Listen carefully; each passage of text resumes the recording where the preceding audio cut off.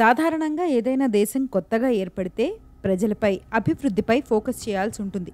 కానీ భారత్ మాత్రం స్వాతంత్ర్యం పొందిన 2 నెలలకే యుద్ధంలోకి వెళ్లాల్సి వచ్చింది. విభజన అలజడులను మర్చిపోకముందే జమ్మూ కశ్మీర్లో పాకిస్తానీ రైడర్లు వారిని ముందుండి నడిపించిన పాకిస్తాన్ పెద్దలు ఇందుకు కారణం.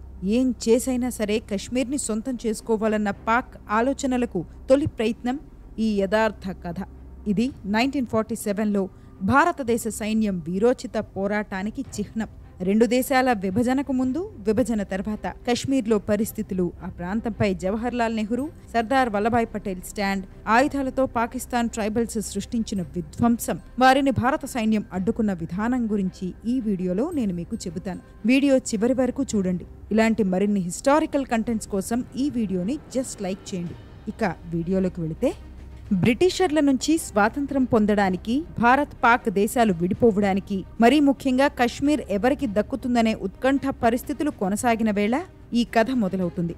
భారత్ పాక్ విభజనను ప్లాన్ చేసేందుకు 1947 జూన్ 3న 2 కమిటీలు ఏర్పడ్డాయి. తూర్పు పశ్చిమ బెంగాల్ విభజనను ఒక కమిటీ చూసుకుంటే, ఇంకో కమిటీ పంజాబ్ విభజనపై దృష్టి సారించింది. ఫలితంగా అటు జిన్నాకి, ఇటు నెహ్రూకి పంజాబ్లోని గురుదాస్పూర్ కీలకంగా మారింది. ఇందుకు ఏకైక కారణం కశ్మీర్.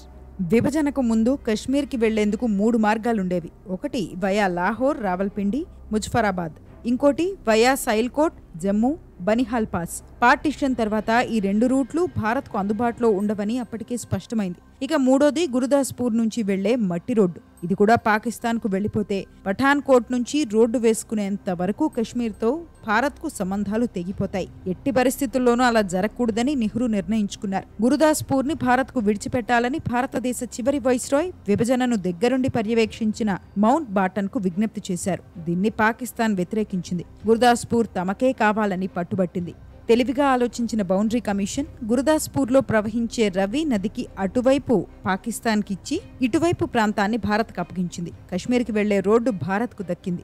ఈ రూట్ రానున్న నెలల్లో భారత్కు అత్యంత కీలకంగా మారింది. ఇది ఎలా జరిగిందో ఈ వీడియో చివర్లో మీకు అర్థమవుతుంది. 1947 ఆగస్టు 14, 15 తేదీల్లో పాకిస్తాన్ భారత్కు స్వాతంత్రం లభించినప్పటికీ కొన్ని ప్రిన్స్లీ స్టేట్స్ మాత్రం వేరుగా ఉండిపోయాయి. వాటిలో ఒకటి జమ్మూ కశ్మీర్. ఒక్కో ప్రిన్స్లీ స్టేట్ ని ఇండియాలో కలుపుకునేందుకు సర్దార్ వల్లభాయ్ పటేల్ ప్రణాళికలు రచించారు. కానీ కశ్మీర్ని భారత్లో కలపడం ఆయనకు పెద్దగా ఇష్టం లేదని చరిత్ర చెబుతోంది. వాస్తవానికి నాటి జమ్మూ కశ్మీర్ మహారాజు హరిసింగ్ ని ఒప్పించి కశ్మీర్ని ఇండియాలో కలపడం వల్లభాయ్ పటేల్ కి 10 నిమిషాల పని. కానీ ఒక ముస్లిం మెజారిటీ ప్రాంతాన్ని భారత్లో కలిపితే వచ్చే ప్రయోజనం ఏంటి అని అనుకునేవారట. కానీ నెహ్రూ మాత్రం కశ్మీర్ని ఇండియాలో భాగం చేయాలని ఆకాంక్షించేవారు. అటు కశ్మీర్తో పాకిస్తాన్ ఒక స్టాండ్ స్టిల్ అగ్రిమెంట్ కుదుర్చుకుంది. ఇండియా మాత్రం పెద్దగా ఎలాంటి ఎఫర్ట్స్ ని పెట్టలేదు. కశ్మీర్ ఇండియాకు దక్కదేమో అని నెహ్రూ భయపడుతూ వచ్చారు. పైగా కశ్మీర్ని ఇన్వేడ్ చేయడానికి పాకిస్తాన్ సిద్ధమవుతోందని తన క్యాబినెట్ కి చెప్పారు. అయినా కశ్మీర్ విషయంలో ఎలాంటి కదలికలు కనిపించలేదు. సర్దార్ వల్లభాయ్ పటేల్ నుంచి ఎలాంటి స్పందన లేదు. కశ్మీర్ని ఢిల్లీ నెగ్లెక్ట్ చేస్తోందని జిన్నాకు అర్థమైంది. ముస్లిం మెజారిటీ, జియోగ్రఫికల్ యాక్సిస్ వంటి సానుకూల పరిస్థితులతో కశ్మీర్ని దక్కించుకోవడానికి అదే సరైన సమయమని భావించారు. కశ్మీర్ విషయంలో భారత్ చాలా సమయం తీసుకోవడం ఎంత పెద్ద తప్పో, ఆ ప్రాంతాన్ని తనలో కలుపుకోవడానికి పాకిస్తాన్ ఎంత దూరం వెళుతుందో భారత్కు తెలియడానికి ఎక్కువ సమయం పట్టలేదు. 1947 సెప్టెంబర్ నుంచే కశ్మీర్ని తన గుప్పెట్లో పెట్టుకునేందుకు పాకిస్తాన్ ప్రయత్నాలు మొదలుపెట్టింది. కశ్మీర్లోకి వెళ్లే ఆహార ట్రక్కులను తనిఖీలు పేరుతో నిలిపివేసింది. సైల్కోట్, జమ్మూ రైల్వే సర్వీస్ ని సస్పెండ్ చేసింది. మహారాజాకు చెందిన మిలిటరీ క్యాంపుల వద్ద సాయుధ బృందాల సంచారం పెరిగింది. కశ్మీర్ని రక్షించేందుకు సైనిక బలం పెద్దగా లేదని వారికి అర్థమైంది. ఈ సమాచారం ఎప్పటికప్పుడు పాకిస్తాన్కు అందేది. అక్టోబర్ 22న 5,000 మంది అఫ్రీదీలు, వజీర్లు, మసూద్లు, స్వాతీస్లు సెలవులో ఉన్న పాకిస్తాన్ సైనికులతో కూడిన 300 వాహనాలు కశ్మీర్లోకి చొరబడ్డాయి. వీరిలో చాలా వరకు నార్త్ వెస్ట్ ఫ్రాంటియర్ ప్రావిన్స్ లోని ట్రైబ్స్ కి చెందిన వారే ఉన్నారు. వీరందరూ పేదలు, ఇల్లిటరేట్స్, చట్టాన్ని పెద్దగా పట్టించుకోరు, గన్ కల్చర్ కి బాధితులు. వీరు చాలా రూత్లెస్ గా ఉంటారు. వీరిని పంపించి కశ్మీర్ని ఆక్రమించుకోవాలని పాకిస్తాన్ మేజర్ జనరల్ అక్బర్ ఖాన్ ప్రణాళికలు రచించారు. ఈ పనిని 4 రోజుల్లో పూర్తి చేసి శ్రీనగర్లోని ప్రధాన మసీదులో అక్టోబర్ 26న జరిగే ఈద్ వేడుకల్లో జిన్నా పాల్గొనేలా చూడాలని ట్రైబ్స్ కి ఆర్డర్లందాయి. కశ్మీర్లోకి చొరబడిన రూత్లెస్ ట్రైబ్స్ దొరికినట్టు దొంగిలించుకోవడం మొదలుపెట్టాయి. అనేక మంది మహిళలు రేప్కు గురయ్యారు. వందలాది మంది ప్రాణాలు కోల్పోయారు. లస్ట్, గ్రీడ్ వల్ల వీరు నిదానంగా కదలడంతో 4 రోజుల్లో పూర్తవ్వాల్సిన మిషన్ అనేక రోజుల పాటు సాగింది. రైడర్స్ వేటలో ముందుగా కూలిన నగరం డోమెల్.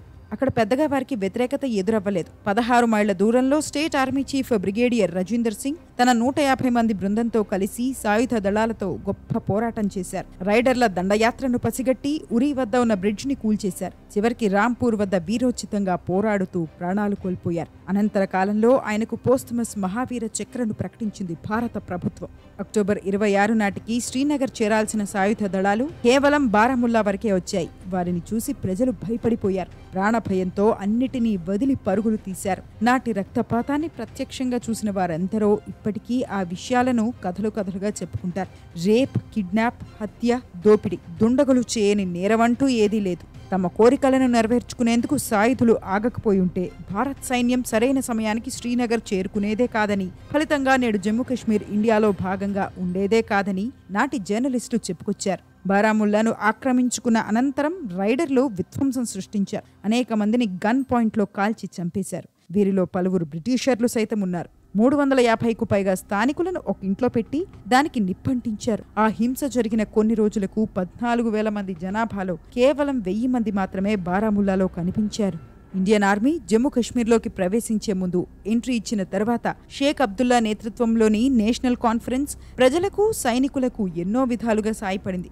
ఇందులో మీర్ మక్బూల్ షేర్వానీ కథ బాగా ఫేమస్ అయింది. బారాముల్లాలో అతను ఒక సాధారణ షాప్ కీపర్. చొరబాటుదారులు బారాముల్లాలోకి ప్రవేశించినప్పుడు ప్రజలకు అతను అండగా నిలిచాడు. ప్రజల్లో ధైర్యాన్ని నింపాడు. హిందూ, ముస్లిం, సిక్ ఇలా అన్ని మతాల వారు ఐకమత్యంతో ఉండి రైడర్స్ పై తిరగబడాలని పిలుపునిచ్చారు. ఎప్పుడొస్తుందో, అసలు వస్తుందో రాదో కూడా తెలియని ఇండియన్ ఆర్మీ సాహసాల గురించి చెబుతూ ప్రజల్లో స్ఫూర్తిని నింపాడు. కొన్ని కథనాల ప్రకారం రైడర్స్ ని మభ్యపెట్టి వారు ఇండియన్ ఆర్మీ ఉచ్చులో పడేలా చేశాడు. చివరికి 4వ ప్రయత్నంలో దొరికిపోయాడు. ముస్లింలకు పాకిస్తానే దిక్కని తన ప్రజలకు చెప్పాలని రైడర్లు ఒత్తిడి చేసినా అతను ఆ దేశానికి సానుకూలంగా ఒక్క మాట కూడా మాట్లాడలేదు. చివరికి అతన్ని దారుణంగా చంపేశారు. ఇదంతా చూసిన పాకిస్తాన్ పెద్దలు చాలా సంతోషించారు. రైడర్ల దండయాత్రతో తమకు సంబంధం లేదని, కశ్మీర్లోని తమ సోదరులు, సోదరీమణుల కష్టాలను చూసి ట్రైబల్స్ తిరగబడ్డారని చెప్పుకొచ్చింది. కానీ ఆ మాటలు నిజం కాదని, పాకిస్తాన్ ప్రభుత్వం ప్రేరేపించడంతోనే రైడర్లు విధ్వంసానికి తెగబడ్డారని ఎన్నో ఆధారాలు బయటపడ్డాయి. మరి ఇంత జరుగుతుంటే భారత ప్రభుత్వం ఏం చేస్తోంది? నెహ్రూ, సర్దార్ వల్లభాయ్ పటేల్ ఏం చేస్తున్నారు? ఈ విషయంలో భారత్ చాలా ఆలస్యం చేసిందని చరిత్రను చూస్తే అర్థమవుతుంది. భారత ప్రభుత్వం చేసిన ఆలస్యంతో ఎందరో సాధారణ ప్రజలు బలైపోయారు. మరోవైపు రైడర్ల విధ్వంసానికి సంబంధించిన కథలు హరిసింగ్ చెవిలో పడ్డాయి. ఆయన వణికిపోయాడు. ఆలస్యమైనప్పటికీ తమకు భారత సైన్యం అవసరం కావాలని అక్టోబర్ 24న ఢిల్లీకి విజ్ఞప్తి చేశాడు. ఆ విజ్ఞప్తి నెహ్రూ వద్దకు చేరింది. ఆయన మౌంట్ బాటన్ని కలిసి తనకున్న సమాచారాన్ని వివరించారు. అక్టోబర్ 25న డిఫెన్స్ కమిటీ మీటింగ్ జరిగింది.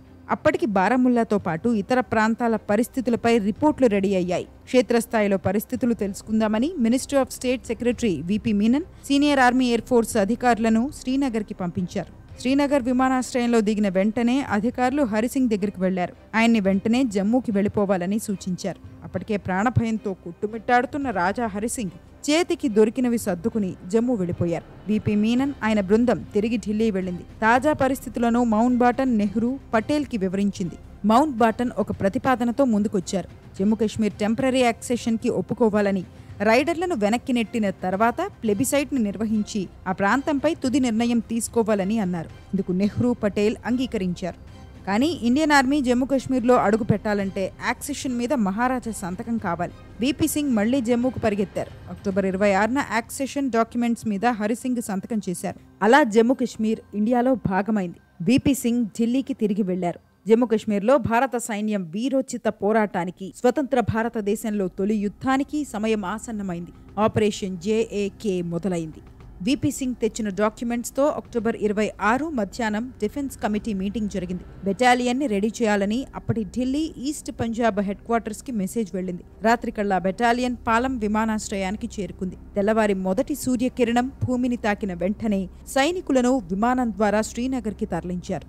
ఇంత షార్ట్ నోటీస్లో శ్రీనగర్కి సైనికులను పంపించిన తీరు చరిత్రలో ఎవ్వరూ కనీవిని చూసుండరు. అక్టోబర్ 27 ఉదయం 100కు పైగా సివిలియన్ ఎయిర్ క్రాఫ్ట్స్, RIAF విమానాలు, సైనికులు యుద్ధ పరికరాలను శ్రీనగర్కి తరలించే పనిలో నిమగ్నమయ్యాయి. ఈ స్థాయిలో ఎయిర్ లిఫ్ట్ జరగడం తన జీవితంలో ఎప్పుడూ చూడలేదని స్వయంగా మౌంట్ బాటన్ చెప్పారు. శ్రీనగర్లో దిగిన సైనికులకు నేషనల్ కాన్ఫరెన్స్ అన్ని విధాలుగా సాయం చేసింది. లోకల్ బస్సులను ఏర్పాటు చేసి ఇండియన్ ఆర్మీని బారాముల్లా సమీపానికి తీసుకెళ్లింది. మరోవైపు గురుదాస్పూర్ మార్గం గుండా సైనికులను కశ్మీర్లోకి పంపించేందుకు ఏర్పాట్లు చేసింది భారత ప్రభుత్వం. ఈ రూట్ ఇండియాకు అందుబాటులో లేకపోయి ఉంటే మన సైనికులు టార్గెట్స్ ని చేరుకునేవారు కాదు. లెఫ్టినెంట్ కల్నల్ దేవన్ రంజిన్ రాయ్ యుద్ధ వ్యూహాలను రచించారు. కొన్ని బృందాలను సమీప కొండ మీదకు పంపించారు. ఇంకొన్ని బృందాలను శత్రువులపై పోరాటానికి పంపించారు. అయితే పాకిస్తానీ రైడర్లు గ్రూపులుగా విడిపోయి భారత సైనికులను చుట్టుముట్టడం మొదలుపెట్టారు. అది చూసిన లెఫ్టినెంట్ కల్నల్ అందరినీ రిట్రీట్ అవ్వాలని పిలుపునిచ్చారు. కానీ రైడర్ల తుపాకుల మోతను ఎదిరించి వీరోచితంగా పోరాడిన ఆయన చివరికి ప్రాణాలు విడిచారు. ఆయన ధైర్య సాహసాలకు మహావీర చక్రతో సత్కరించింది భారత ప్రభుత్వం. లెఫ్టినెంట్ టీం ప్రతిఘటనతో ఇతర జవాన్లు శ్రీనగర్ చేరుకోవడానికి విలువైన సమయం దక్కింది. రైడర్లు ముందుకు కదలడానికి సమయం పట్టింది. ఇది యుద్ధంలో చాలా కీలక పరిణామంగా మిగిలిపోయింది. కశ్మీర్ని హరిసింగ్ ఇండియాకు అప్పగించడం, ఆ ప్రాంతంలో భారత సైనికుల కార్యకలాపాల గురించి తెలుసుకున్న జిన్నాకు కోపం వచ్చిందట. పాకిస్తాన్ ఆర్మీని కూడా శ్రీనగర్కు పంపించాలని ఆయన నిర్ణయించుకున్నారు. కానీ రాయల్ బ్రిటిష్ అధికారులు జిన్నా మాటలను లెక్క చేయలేదు. అదే సమయంలో మౌంట్ బాటన్ నుంచి జిన్నాకు ఒక మెసేజ్ అందింది. కశ్మీర్ ఇప్పుడు ఇండియాలో భాగం. పాకిస్తాన్ ఆర్మీని కశ్మీర్లోకి పంపిస్తే యుద్ధాన్ని అధికారికంగా డిక్లేర్ చేసినట్టు అవుతుంది. పాకిస్తాన్ యుద్ధంలోకి వెళితే మీ ఆర్మీలోని బ్రిటిష్ అధికారులను ఉపసంహరించుకుంటాం అని ఆ మెసేజ్లో ఉంది. అది చూసిన జిన్నా ఇక ఏమీ చేయలేకపోయారు. కానీ భారత్ మిషన్ను ట్రైబల్స్ ప్రతిఘటిస్తూ వచ్చారు. వారి శక్తికి మించిన పోరాటం చేశారు. సైనికులను వెనక్కి నెట్టుకుంటూ శ్రీనగర్ వైపు దూసుకెళ్లారు. శ్రీనగర్ పతనం అనివార్యమని రైడర్లకు, పాకిస్తాన్లో కూర్చున్న పెద్దలకు అనిపించింది. కానీ భారత సైనిక కమాండర్ల అసలు ప్లాన్ అప్పుడే మొదలైంది. గురుదాస్పూర్, బనీలా పాస్ గుండా ప్రయాణించిన భారత సైనికులు సరైన సమయానికి శ్రీనగర్ చేరుకున్నారు. వారికి జమ్మూ కాశ్మీర్ ప్రజలు ఘన స్వాగతం పలికారు. నవంబర్ 7 నాటికి అసలైన యుద్ధం అంటే ఎలా ఉంటుందో పాకిస్తానీ రైడర్లకు చూపించాలని మన అధికారులు నిర్ణయించుకున్నారు. బారాముల్లాలోని గ్రామాల్లో ఉన్న రైడర్లను అన్ని డైరెక్షన్స్ నుంచి చుట్టుముట్టారు. ఐఏఎఫ్ సైతం ఎయిర్ సపోర్ట్ ఇచ్చింది. 8 గంటల పాటు యుద్ధం జరిగింది. తుపాకుల తూటాలతో ఆ ప్రాంతం దద్దరెల్లిపోయింది. అలా నవంబర్ 8న భారత సైన్యం బారాముల్లాలోకి అడుగుపెట్టింది. రైడర్లు వెనక్కి పరిగెత్తక తప్పలేదు. ఇది భారత సైన్యానికి మేజర్ విక్టరీ. కీలకమైన బారాముల్లాను మన సైన్యం తిరిగి సొంతం చేసుకుంది. ఇదే జోష్తో ముజఫర్బాద్ వరకు రైడర్లను తరమాలని మన సైన్యం నిర్ణయించుకుంది. కానీ విధి మరో ప్లాన్ వేసింది. పెట్రోల్ లేక మన ట్రూప్స్ ముందుకు కదల్లేకపోయాయి. రైడర్లు కూడా వెనక్కి వెళుతున్న దారిలో బ్రిడ్జ్లను కూల్చుకుంటూ వెళ్లారు. అలా పాక్ ఆక్రమిత కశ్మీర్ పీఓకే పుట్టుకొచ్చింది. కానీ భారత సైన్యం ఉరి, తన్మంగ్, గుల్మార్గ్ వంటి కీలక ప్రాంతాలని వెనక్కి తీసుకోగలిగింది. Operation Vijay, operation Gulab, operation ఈరాజ్, ఆపరేషన్ బిషన్, ఆపరేషన్ ఈజీలతో 2/3 జమ్మూ కాశ్మీర్ ని భారత్ దక్కించుకోగలిగింది. అప్పటి వరకు మౌనంగా ఉన్న పాకిస్తానీ ఆర్మీ సరిహద్దు రక్షణ పేరుతో 1948 మేలో యుద్ధంలోకి దిగింది. భారత సైన్యాన్ని అడ్డుకునేందుకు విఫల యత్నం చేసింది. అప్పటికీ పాకిస్తాన్లో ఉన్న ప్రిన్స్లీ స్టేట్స్ ని తమలో కలుపుకోవడం తప్ప పెద్దగా ఏం చేయలేకపోయింది. చివరికి 1949 జనవరి 1న ఐక్యరాజ్య సమితి మీడియేషన్తో ఇరు దేశాల మధ్య సీజ్ ఫైర్ అమల్లోకి వచ్చింది. ఈ ఒప్పందంలో భాగంగా పాకిస్తాన్ సైన్యం కశ్మీర్ నుంచి వెనుదిరగాల్సి వచ్చింది. జమ్మూ కాశ్మీర్ శాంతి భద్రతల కోసం కనీస సైనిక మద్దతు మాత్రమే ఇచ్చేందుకు భారత్ అంగీకరించింది. జమ్మూ కాశ్మీర్లో ప్లెబిసైట్ నిర్వహించాలని కూడా ఒప్పందంలో ఉంది. కానీ ఇన్నేళ్లు గడిచినా అది జరగలేదు. కశ్మీర్ విషయంలో 2 దేశాల మధ్య ప్రతిష్టంభన కొనసాగుతోంది. నాటి యుద్ధంలో 6,000 మంది పాకిస్తానీయులు మరణించారు. 14,000 మంది గాయపడ్డారు. భారతదేశం 1,104 మందిని కోల్పోయింది. 3,154 మంది గాయపడ్డారు. కానీ major general Kulwant Singh, major general KS Thimayya, major general Atma Singh, air vice marshal S Mukherjee, brigadier LP Sen మొదలైన వారి వీరోచిత పోరాటం భారతదేశ చరిత్రలో లెజెండ్గా మిగిలిపోయింది. వీరి గురించి, వీరి పోరాటం గురించి కశ్మీరీలు దశాబ్దాల కాలం పాటు గొప్పగా చెప్పుకున్నారు. ఆ తర్వాత కశ్మీర్ని వశం చేసుకునేందుకు పాకిస్తాన్ విశ్వ ప్రయత్నాలు చేసింది. కానీ 1965తో పాటు 1999 కార్గిల్ యుద్ధంలో తమ సైన్యం చేసిన అద్భుత పోరాటంతో పాకిస్తాన్ని తిప్పికొట్టింది. వాటి కథలను ఇంకోసారి ఎప్పుడైనా నేను మీకు చెబుతాను. ఇది ఫ్రెండ్స్ ఇవాల్టి వీడియో. స్వతంత్ర భారతదేశ తొలి యుద్ధం, అందులో భారతదేశ విజయం గురించి చెబుతూ రూపొందించిన ఈ వీడియో మీకు నచ్చిందని ఆశిస్తున్నాను. ఇలాంటి మరిన్ని వీడియోస్ కోసం మన పెన్ అండ్ వాయిస్ స్టోరీస్ ఛానల్ని సబ్స్క్రైబ్ చేసుకోండి. ఈ వీడియోని లైక్ చేసి షేర్ చేయండి. More videos coming up. Stay tuned.